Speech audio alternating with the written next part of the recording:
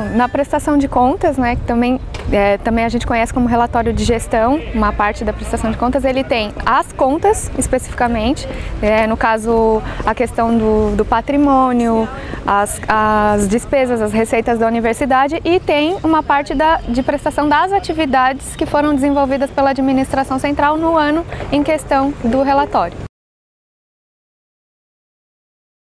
Um relatório desses, ele tem, o de 2014 tinha quase 1000 páginas, né? Então ele passa pelas avaliações da auditoria interna, do Conselho de Curadores e do Conselho Universitário. Isso tudo tem que ser feito até o dia 31 de março, né? Esse último ano era dia 17 de março, quando a reitoria encaminhou para o Conselho de Curadores para começar as análises, sendo que, num primeiro momento, até o dia 31 de março tinha que ter sido finalizado até pelo Conselho Universitário. Isso para os conselheiros é muito ruim, fazer uma análise assim, de um relatório tão importante, tão extenso, em tão pouco tempo, sendo que também tem outras atividades que eles devem desenvolver, até suas próprias atividades laborais dentro da universidade, além de conselho.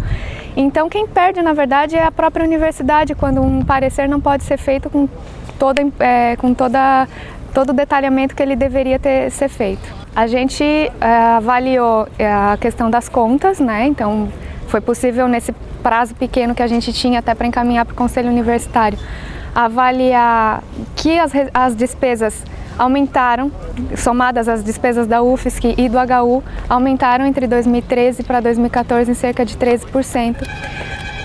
Foi possível, principalmente a gente consegue avaliar mais, porque como ele passa antes pela avaliação da auditoria interna, o parecer da auditoria interna ele trouxe uma série de inconsistências e até algumas irregularidades que eles puderam perceber no relatório, né?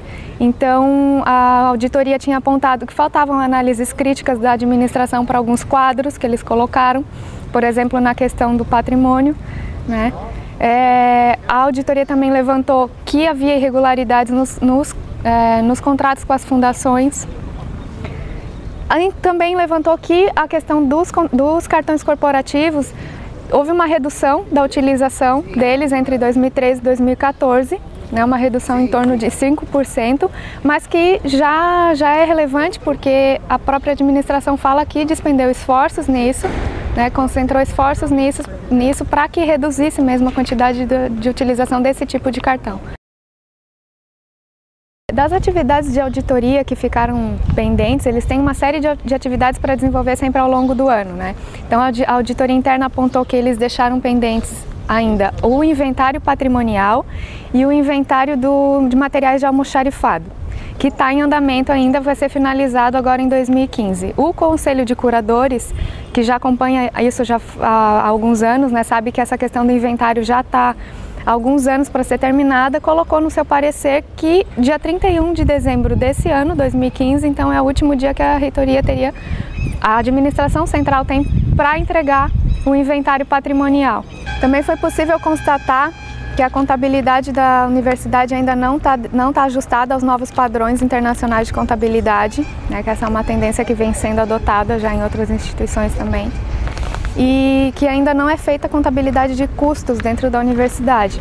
A Proplan informou que ainda a UFSC não dispõe de um profissional para a área de custos e que toda essa questão está sendo ainda implementada nas demais universidades também, e que a UFSC está buscando alternativas para se adequar aos novos padrões.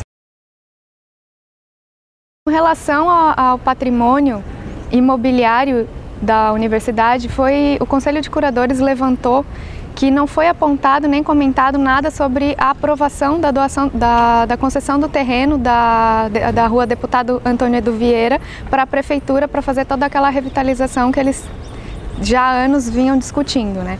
Então o Conselho de Curadores entendeu que deveria fazer constar isso pelo menos no parecer, para que não ocorresse como ocorreu com a compra do Santa Clara, de que a reitoria afirmou que o Conselho de Curadores tinha feito a aprovação por um parágrafo perdido no meio do relatório de gestão do ano em questão da compra.